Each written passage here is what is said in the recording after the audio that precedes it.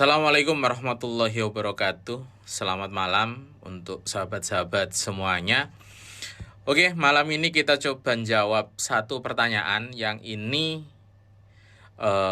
banyak sekali terjadi di kalangan sahabat-sahabat kita, yaitu menghidupkan kembali COP visa yang sudah mati. Jadi dalam video ini tak coba bahas secara keseluruhan untuk sisi positif dan sisi negatifnya. Seperti biasa, sebelum kita masuk ke pembahasan, kita seruput dulu.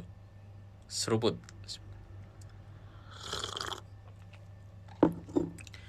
Oke, kita sambung. Untuk perkara ini sebetulnya bukan perkara baru, yaitu teman-teman kita yang sebelumnya sudah masuk dan sudah menjadi ilegal.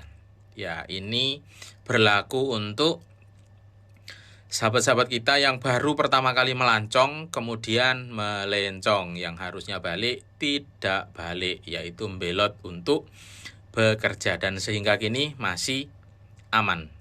Nah, untuk hal ini memang untuk teman-teman kita yang kosongan itu inginnya adalah mempunyai dokumen tapi nggak bayar mahal, ataupun ketika sudah kosong lama-lama ingin menghidupkan visa dan sebagainya. Mulai dari untuk orang yang sudah ngosong lama bisa nggak membuat visa 90 hari, ataupun untuk orang yang kosong bisa nggak menghidupkan COP visa yang 1 bulan sebelumnya sudah mati, dan sebagainya. Nah, di sini kita coba bahas sisi positif dan sisi negatifnya.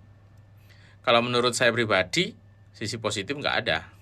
Adanya sisi negatif. Nah, untuk teman-teman yang seperti saya sampaikan di awal tadi, yang orang pertama kali masuk kemudian melancong, setelah itu waktunya balik nggak balik, melencong, dan COP sebelumnya sudah mati. Nah, ini memang jadi lahan basah untuk oknum-oknum yang berkepentingan, yaitu memberikan cadangan untuk menghidupkan visa. Nah, untuk menghidupkan visa, sahabat juga harus paham, dulu kamu masuk di Malaysia, itu pasti harus melalui cap jari dan pengambilan gambar di counter imigrasi ataupun counter immigration, baik sahabat yang masuk melalui jalur udara ataupun jalur laut. Nah, di situ sahabat masuk direkod, kemudian sudah masuk 1 bulan, hilang dari radar, tidak ada keluar dari negara itu, maka secara tidak langsung juga sahabat sudah kosong ataupun ilegal. Nah, kemudian kebelakangan ini memang banyak, yaitu jasa-jasa menghidupkan visa. Nah, di sini sahabat juga harus paham, bisakah menghidupkan visa yang sebelumnya orang sudah ilegal, ataupun orang itu yang aslinya tidak balik tapi tiba-tiba ada COP masuk ataupun COP keluar. Sebetulnya hal ini sangat berbahaya untuk sahabat sendiri. Kenapa saya mengatakan seperti itu? Banyak kasus-kasus yang sudah terungkap, yaitu mulai dari paspor terbang. Nah, untuk paspor terbang ini selalunya yaitu paspornya dibawa oleh sindiket ataupun oknum, kemudian bekerja sama dengan oknum imigrasi yang memang tamak dengan duit, dalam artian bertuhankan duit, maka di situ dirinya sendiri mempergadaikan ataupun menjadi pengkhianat negara. Nah, itu melakukan COP-COP sedemikian. Tapi memang COP-nya kadang-kadang asli, kadang-kadang loh ya, tapi kebanyakan juga teng-teng. Nah, kemudian sahabat juga harus paham, untuk SOP orang mendapatkan COP itu harus melakukan cap jari.